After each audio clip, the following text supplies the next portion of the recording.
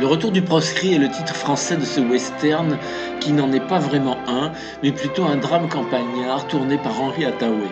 C'est le premier film en couleur avec John Wayne qui incarne un jeune rustre, fabricant de whisky de contrebande, mais un peu dérangé, se croyant victime d'une malédiction qu'il ne pourra rompre qu'en tuant son père.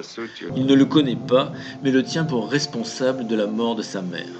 Coïncidemment, un vieil et mystérieux étranger, interprété par Harry Carey, un peu médecin, vient s'installer dans ces montagnes. John Wayne parviendra-t-il à surmonter ses idées fixes? C'est plus ou moins le ressort de ce western psychologique. La partenaire de John Wayne est Betty Field qui l'accompagne pieds nus tout au long du récit. Et parfois même dos nu. La rumeur dit que ces quelques secondes n'ont pas été censurées parce qu'Henry Hathaway a affirmé qu'il s'agissait du dos d'un homme.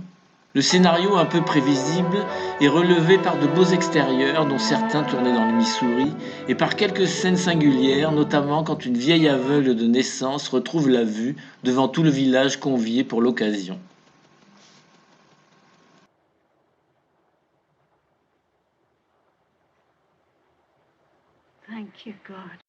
La Reine des Rebelles est le titre français de ce western en couleur réalisé par Irving Cummings. Le film propose une biographie très romancée de Belle Starr qui fut une célèbre hors-la-loi du sud des États-Unis. La belle Jean Tierney incarne cette jeune fille rebelle qui, révoltée par les exactions commises par les soldats du Nord, prend le maquis avec Randolph Scott, un ancien officier sudiste qui n'a pas voulu déposer les armes.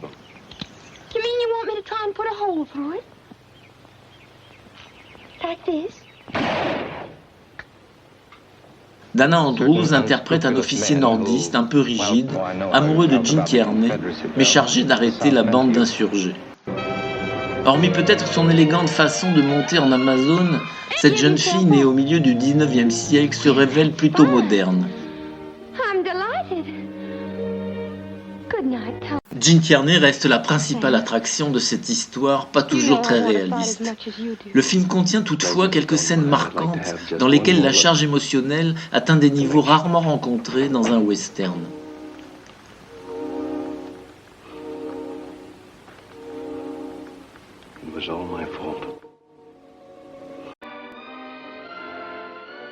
Texas est le titre de ce western réalisé par George Marshall un an après Les Dalton arrivent.